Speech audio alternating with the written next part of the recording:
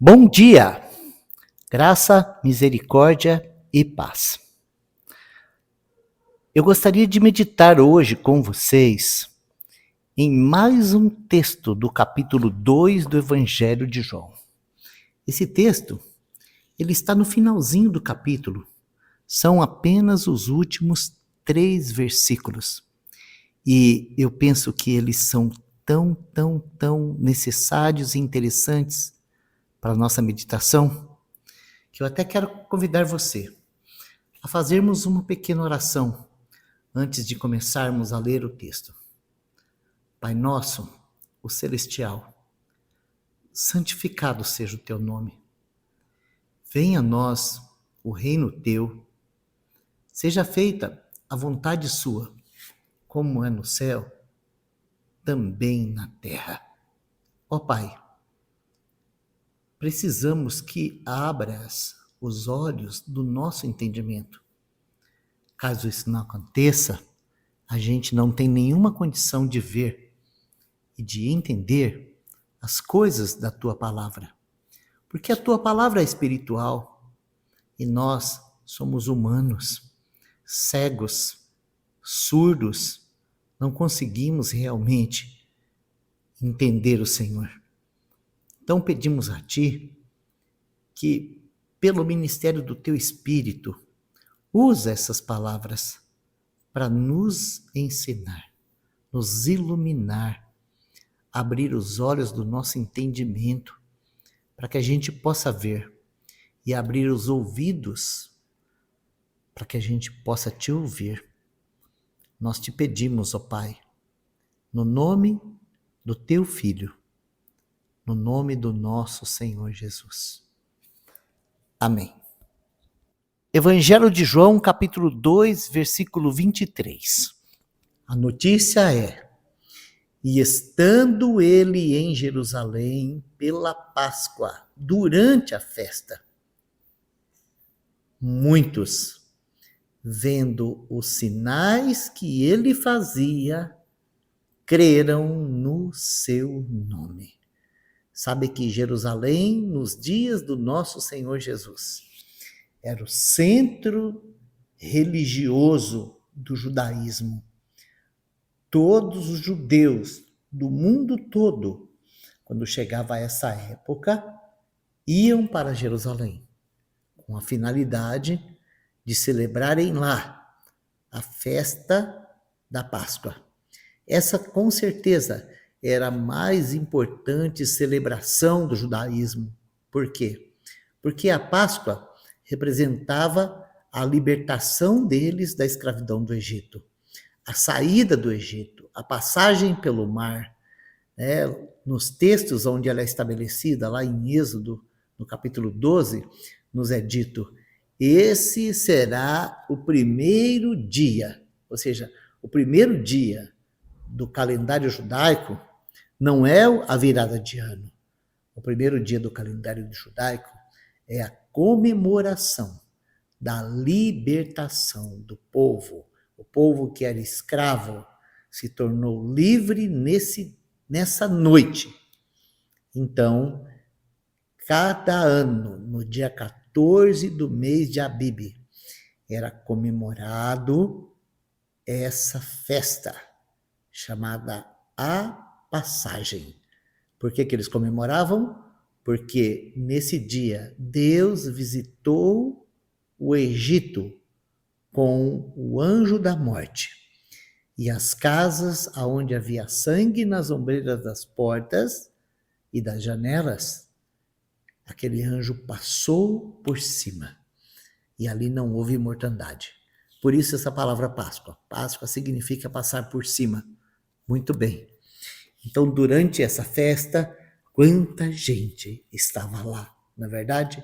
Imagina o movimento de Jerusalém na Páscoa.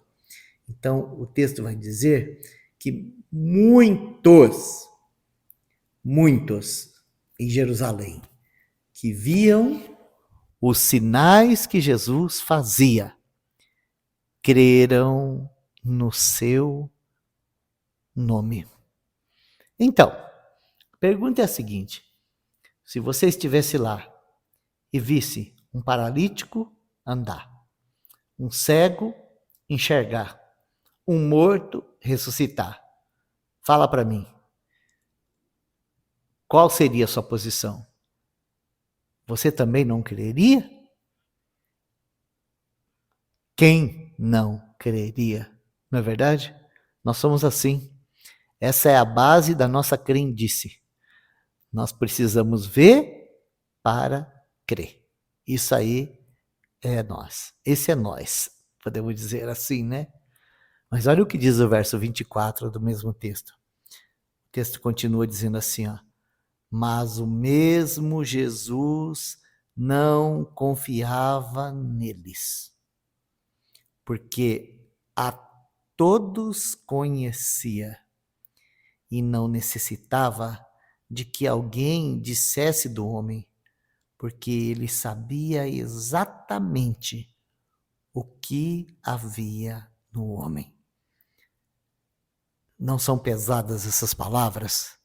O texto aqui está dizendo que esse tipo de crendice não é nada para Jesus. Não foi isso que Jesus veio fazer aqui na Terra. Ele não veio aqui ser o nosso grande mágico para nos encantar e a gente crer nele. E ele mesmo, não confiava em nenhum desses crentes.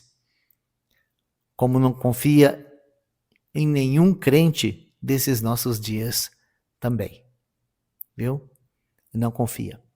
Não confia em Pedro, não confia em Tiago, não confia em João. Ele mesmo disse para eles, assim, vocês vão me abandonar. Você vai me negar.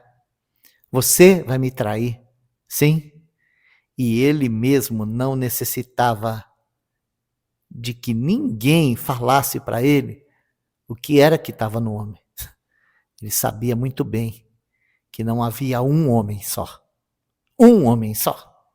aqui na terra, capaz de fazer qualquer coisa para agradá-lo.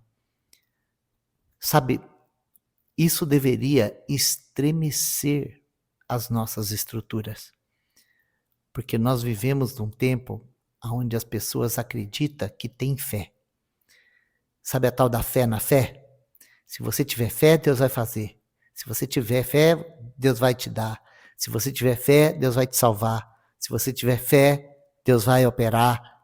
Sabe que hoje, boa parte da cristandade é assim, né? Então, vive correndo atrás de coisa, de sinal, de coisa, para poder, né, fortalecer a fé. Vamos construir umas estátuas para ajudar a fé. Vamos fazer uns ritual para estimular a fé.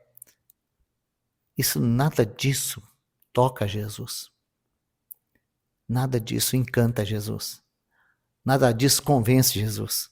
Sabe por quê? Ele continua o mesmo. A Bíblia diz que ele é o mesmo ontem, hoje e eternamente.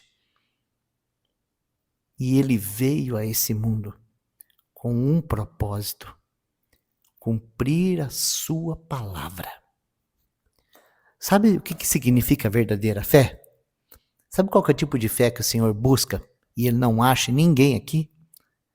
Ele quer que a gente olhe para a sua palavra e creia que ele é poderoso para fazer infinitamente mais além da nossa capacidade de crer, de receber, de aceitar, sabe? Porque é isso que diz a sua palavra. Ele deseja que nós confiamos nele por aquilo que ele é e dependamos daquilo que ele é e fez, e não da nossa fé. Sabe que a nossa fé não é nada. Exatamente isso que eu estou dizendo para você. A nossa fé não é nada. A nossa fé verdadeira é aquela que ele coloca em nós. Ele mesmo. Então ele atrai os nossos olhos para a pessoa bendita dele mesmo. E se dá a conhecer a nós. Ele se revela. Ele abre os nossos entendimentos. Ele nos faz conhecer ele. E quando isso acontece, tudo muda. Não porque existe algo de especial em nós, mas porque ele é especial.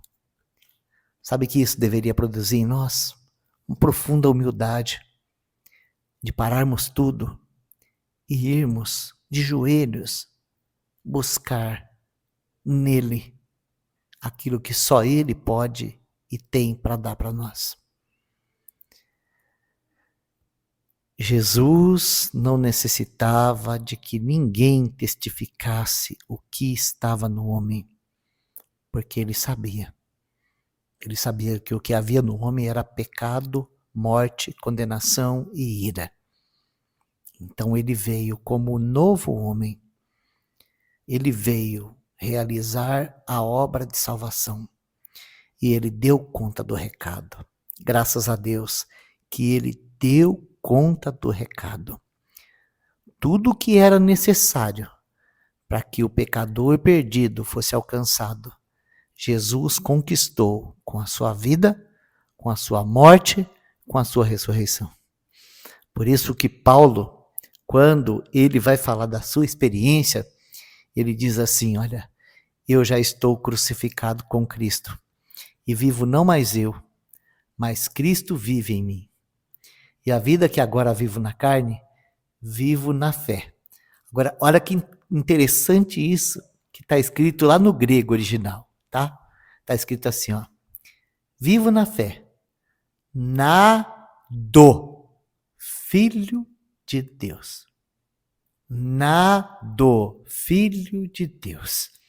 Em outras palavras, ele está dizendo, eu vivo na fé dele. Você sabe o que significa isso? Ele confia na obra que ele fez. Ele sabe que o produto da obra que ele realizou na cruz é uma multidão de povos, tribos, línguas e nação, adorando ele, amando ele, vivendo por ele. Sim, é isso aí. Graças a Deus por Jesus Cristo, nosso Senhor. Ele não veio a esse mundo baseado em nada de bom que havia em nós. Ele veio confiando nele mesmo e na sua palavra. Eu preciso aprender a ter fé na sua palavra e não em mim mesmo. Eu preciso aprender a confiar que aquilo que Jesus fez e faz é suficiente para mim. É suficiente para Deus. É suficiente. Que Deus abençoe você.